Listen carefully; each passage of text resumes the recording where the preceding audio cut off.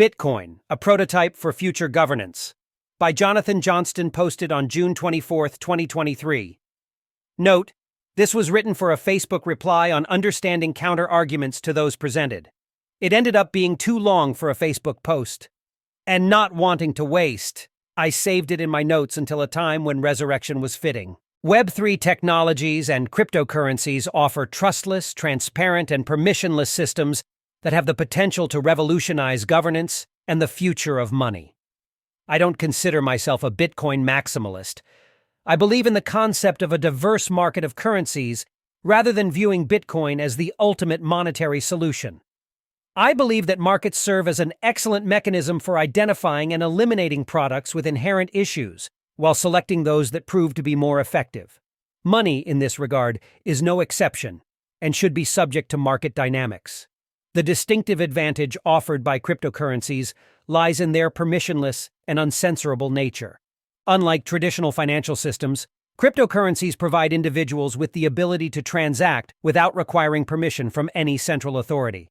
This characteristic ensures that no single entity has control over the flow of funds or can dictate how transactions should be conducted.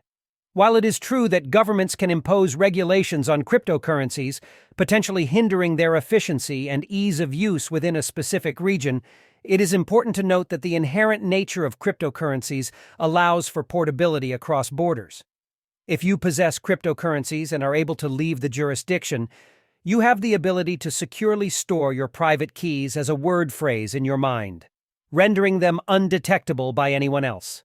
This feature grants individuals a level of anonymity and control over their funds, making cryptocurrencies a viable option for those seeking financial sovereignty.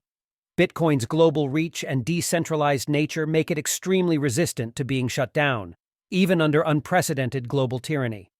In fact, in such a scenario, even traditional safe havens like gold may not offer any greater security. While some refer to Bitcoin as digital gold, it is important to note that it is currently more volatile than gold, largely due to the difference in market capitalization. However, Bitcoin does share some similarities with gold, particularly in terms of being a store of value with a set inflation rate. However, I believe that people tend to place too much emphasis on simply storing value. This scarcity mindset may limit potential growth. I argue it would be more beneficial to focus on increasing value. Value that remains uninvested holds little worth. Money serves the purpose of purchasing goods and services. Failing to utilize money effectively is akin to having a tool that is used only once. While it is true that some purchases may lead to a decrease in value over time, such as certain consumable items like food, there are also opportunities for value appreciation. This can include investments in education or starting a business. Skills and knowledge cannot be taken away and tend to retain value regardless of location. Acquired skills and knowledge are enduring assets, maintaining value irrespective of geographical boundaries. Fundamentally, anything that augments value and caters to human needs and wants bears importance. The culture of hyperconsumerism often arises due to unsound monetary systems that incentivize short-term thinking and make it difficult to accumulate surplus for investment. A sound money system, on the other hand, encourages investment by providing a sense of stability and confidence. While prices may still exhibit volatility, the likelihood of long-term value decrease is reduced, allowing for savings and surplus that can be invested according to one's risk tolerance. The debate over whether cryptocurrencies like Bitcoin are considered money is nuanced and involves historical definitions put forth by scholars like Mises or Rothbard. However, as a new technology, cryptocurrencies can be seen as a currency with money-like properties. The specific definition may not be crucial when considering its utility.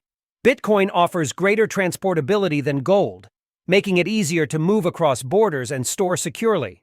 In terms of durability, unless we face an apocalyptic economic collapse, Bitcoin generally holds up better than gold, as it is not susceptible to physical deterioration.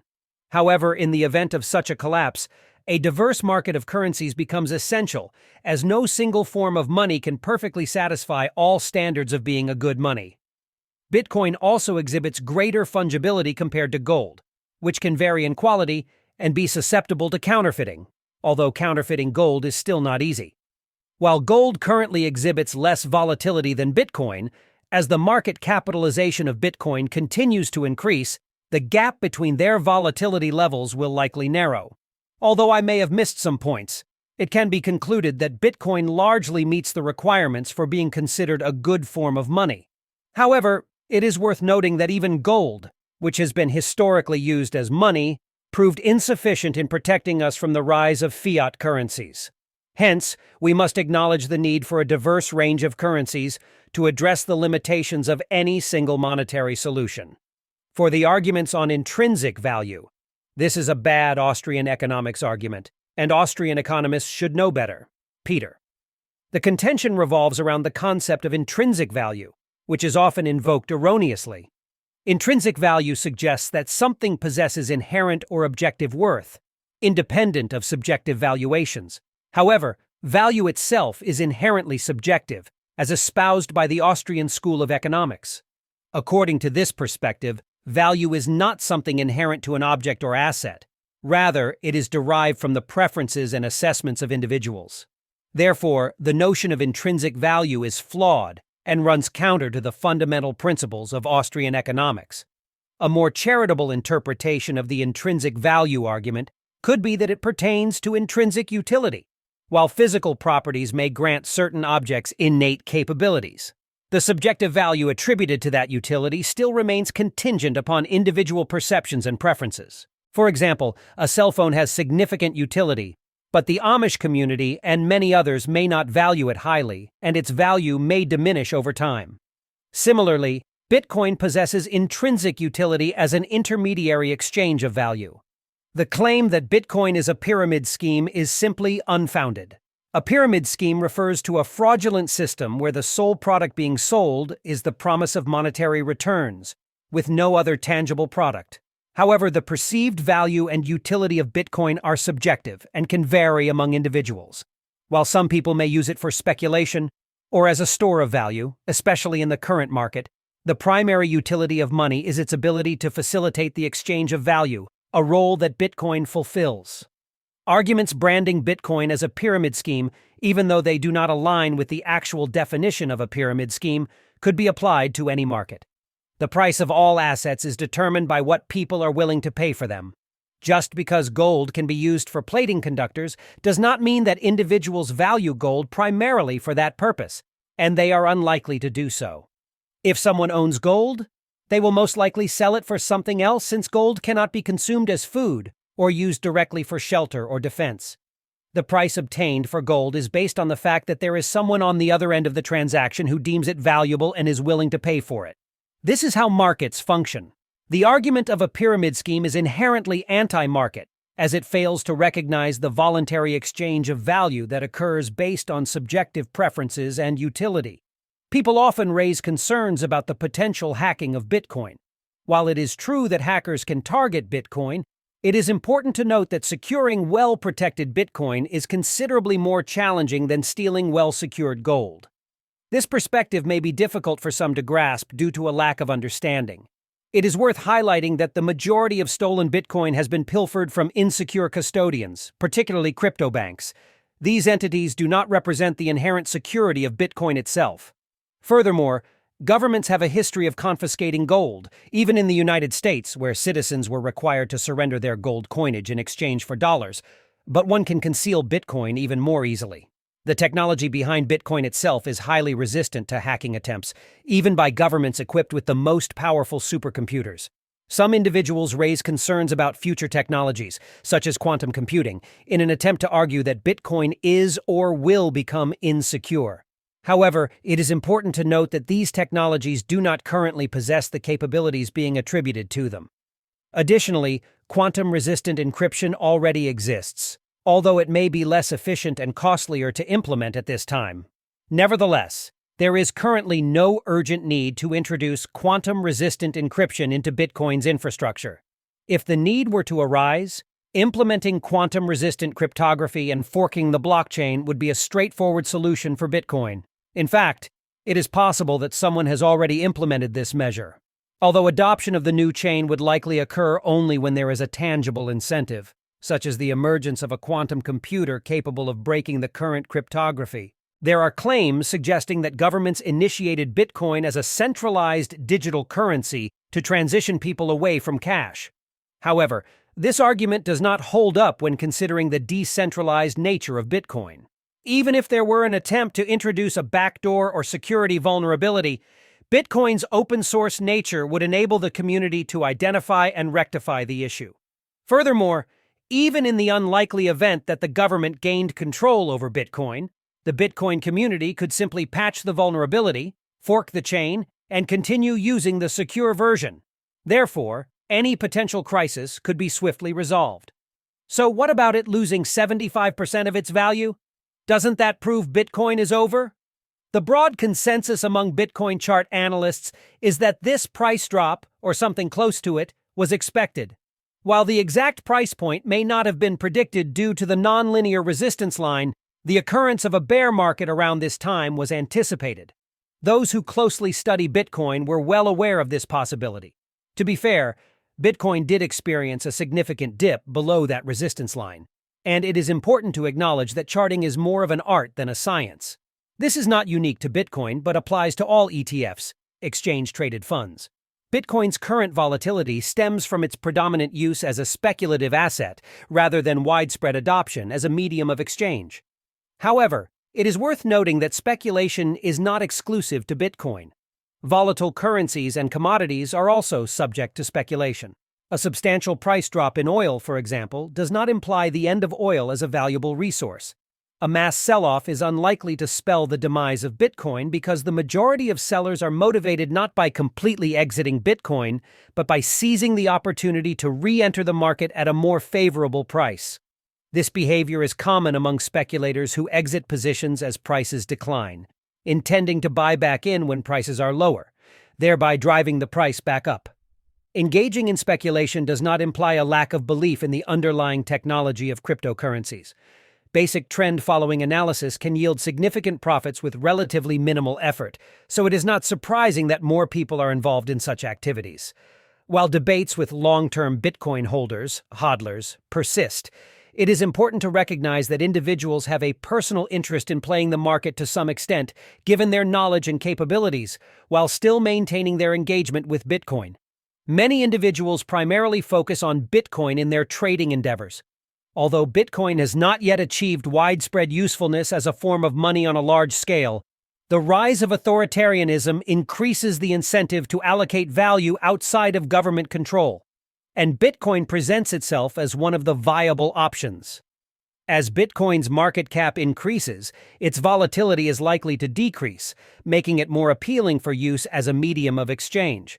This, in turn, will attract further investments aimed at enhancing its user-friendliness and expanding its potential as a widely adopted currency. This aligns with Rothbard's historical understanding of the evolution of money. Money does not start out as money. Rather, commodities become money due to their commonality and wide acceptance. Commodities become common because many people value them, and they evolve into money because they function well as a medium of exchange. In the case of Bitcoin, it has the characteristics of making for good money, and people value it. The reasons behind why people value it may vary, but as it gains wider acceptance, it will increasingly be used as a form of money. In fact, some countries already embrace cryptocurrencies as a medium of exchange. Gresham's law, a well-known principle, states that bad money tends to drive out good money. Due to fiat currencies having an artificially determined, rather than market-set and insecure value, people are more inclined to spend fiat before spending Bitcoin. They tend to save Bitcoin with the expectation that its value will likely increase in the future. This historical pattern has repeated itself in various contexts. For example, when kings would debase currencies by diluting gold with a cheap metal like tin and reminting the coins, individuals would distinguish between the pure and debased coins, saving the more pure ones while using the debased coins for transactions. This behavior emerged from market incentives rather than a coordinated decision. Similarly, when the United States shifted to fiat currency, people began saving their gold and silver while spending the fiat currency. This behavior stems from sound financial practices. The only reason bad money continues to circulate is due to legal requirements. If there were no legal coercion to use bad money, it would quickly lose its value and become worthless. Therefore, for Bitcoin to be widely adopted as a currency, it would require a situation where there is no worse money being mandated for circulation. In the meantime, Bitcoin is likely to be used predominantly as a form of savings, alongside other assets such as gold, food storage, and collectibles. Cryptocurrencies have a broader range of applications beyond serving as a currency. Even if Bitcoin never becomes a dominant medium of exchange, the technologies being developed in the crypto industry are driving the next evolution of data and internet technologies. The industry is valued at trillions of dollars, and the potential for innovation is far from being fully realized. Cryptocurrencies are part of a larger set of technologies collectively referred to as Web3. While the field is still evolving and numerous ideas are being explored, the core principle behind these technologies is openness. While proprietary players exist, the foundational technology's code is available for evaluation and can be modified using standard open-source consensus protocols. One of the key features of cryptocurrencies is their trustlessness. Users don't need to rely on a third party to handle their data or honor agreements. When the algorithms and protocols are accurately coded, they can execute with flawless logic. However, it is crucial to note that if there are coding mistakes or exploitable bugs, the potential exists for significant losses. Fortunately, AI auditing is making significant progress in identifying and addressing these issues more effectively than human auditors. Cryptocurrencies are also characterized by their permissionlessness. No one's approval is required to participate, and exclusion or censorship based on factors such as race, sexual preference, gender identity, religion, or political preference is nearly impossible. Access and participation are open to all. Many of these technologies share underlying fundamentals with cryptocurrencies, such as encryption, digital signatures, hashes, distributed ledgers, peer-to-peer networking, consensus protocols, and digital identity. These foundations have enabled the development of standardized, secure, and open-source solutions, including smart contracts, decentralized computing and file storage, oracles, currencies, and tokens. While there is currently a gold rush of short-term cash grabs and scams, with centralized startups raising significant amounts of funding and occasionally absconding with the funds, these technologies have the potential to foster greater and more competitive endeavors after the bubble bursts. It is important to remember that even in perfectly free markets, bubbles can occur. Markets are driven by human decision-making, and people can become enthralled and follow trends as a group. Decentralized autonomous organizations, DAOs, can be built, functioning without a centralized authority. When we say no one is in charge, it does not mean there are no leaders or champions propelling the organization forward. It means that these leaders do not possess unilateral authority to make changes as they would in a traditional company or many governments. In fact, they are unable to modify the code, as there are no secret passwords or closed-door meetings. It simply isn't possible. The only way to influence the project is by acquiring a controlling stake. And if other users disagree with the new direction, they can easily fork the project at minimal cost. Ultimately, the market determines which version gains favor. There are various ways to structure a decentralized autonomous organization, DAO, but in general, they operate as follows.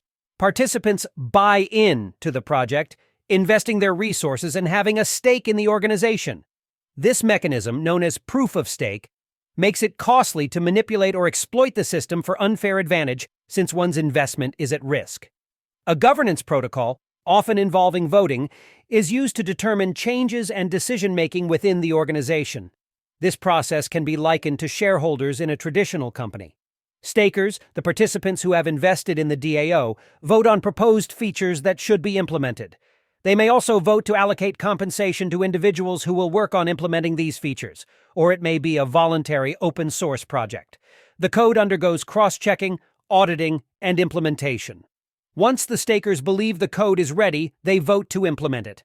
If the organization generates profits, the voters determine the percentage of profits distributed, much like receiving dividends in a cooperative or shareholder model. They have an incentive to allocate some profits to the participants, but avoid excessive amounts that could lead to bankruptcy. The aim is to strike a balance that keeps the organization competitive and ensures the sustainability of participants' investments. Cryptocurrencies have the potential to outcompete governments in the market, as they can address many functions traditionally associated with governments more effectively in the long run. I believe it's likely that cryptocurrencies will replace governments and provide market-based solutions for the services governments claim to offer. However, this transformation will take time, and we are currently in the early stages, comparable to the dot-com bubble. How would a DAO government function? Here's one example from a particular perspective. A person purchases property in a city, and the square footage of the city entitles them to shares in the DAO, representing their stake. They participate in voting on the governing principles of the city. A flat-rate income tax is collected to fund infrastructure, expansion, enforcement, and dividends to the stakeholders. It's important not to confuse this with the concept of stakeholder capitalism that is currently being discussed. This approach is more akin to shareholders in a company. Stakeholders are motivated to maintain low taxes to stimulate the city's economic growth, attract immigration, and increase the number of stakeholders. However, taxes must be set at a level that encourages further investment, funds additional infrastructure, and supports the city's expansion by acquiring more land. While the previous explanation didn't delve into the technical aspects, smart contracts and cryptocurrencies play a vital role in this system. The entire code base is open source, and the city's budget is recorded on the blockchain, enabling anyone to audit the expenditures. Smart contract code would be responsible for various functions such as property deeds, immutable proof of a digital identity, purchasing a specific parcel of land worth a certain number of shares. Permits, verification of a digital identity having completed an approved driving class and being authorized to operate a motorized vehicle in specific regions.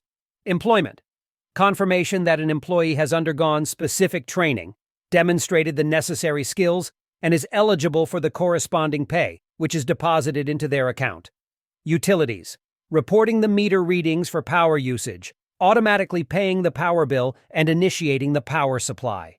As the stakeholders are the citizens themselves, complaints are addressed through voting, and solutions are determined through collective decision-making. Instead of encountering dismissal when voicing concerns to utility companies or resorting to community-run social media platforms to gather support for grievances, this system allows complaints to be raised and voted upon. When submitting a complaint, individuals may find existing similar complaints to vote on, preventing the creation of duplicate issues with no engagement. They can also provide their input in the comments section. If a complaint garners enough votes to indicate a high priority, either through increased participation or the resolution of higher-ranked issues, proposed solutions are presented, voted upon, and subsequently implemented.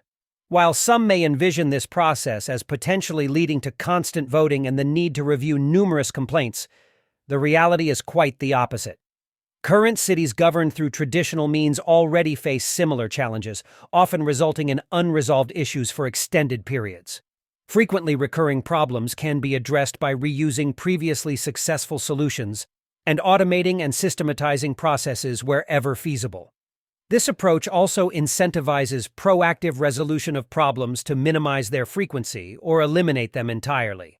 There will be individuals hired to handle most of these issues, and they will be motivated to perform their duties to the best of their abilities within the allocated budget.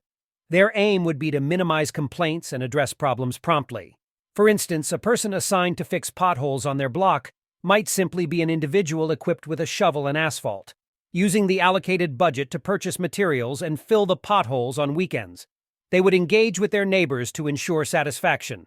As long as no complaints arise, both parties would be content, and the automated code aspect of the organization would not need to be invoked due to the successful handling of the task.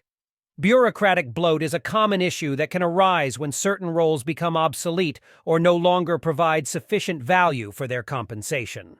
Yearly independent audits and community tipping mechanisms can help identify and address these flaws.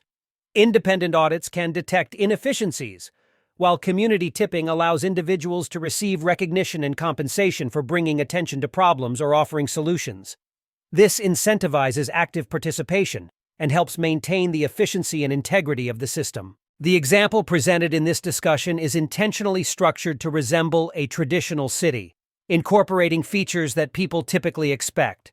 Just as the widespread adoption of on-screen software keyboards on cell phones was unforeseen, predicting the specific features and forms of governance that individuals would desire in a city can be challenging. What Web3 technology accomplishes is reducing bugs and corruption through inherent openness and transparency. It operates in a trustless and permissionless manner, eliminating backroom deals and embezzlement. Rules are explicitly consented to, and signatures are securely kept on the blockchain. This framework enables the design of various social structures and forms of governance, whether for companies or governments, with complete visibility. It allows for genuine informed consent of those being governed. When considering the broader scope of cryptocurrencies such as Bitcoin, gold-backed cryptos, Ethereum, or the multitude of private tokens traded by AI systems behind the scenes, it becomes clear that debating which one is superior is akin to arguing between Windows and Mac. Cryptocurrencies will undoubtedly play a pivotal role in the future of money and numerous other applications. The future holds promising prospects as the transformative power of cryptocurrencies and Web3 technologies continues to unfold. Thank you for reading this essay expressing my thoughts on Bitcoin, and I hope it has helped compensate for my previous lack of posts on the topic. Peace out!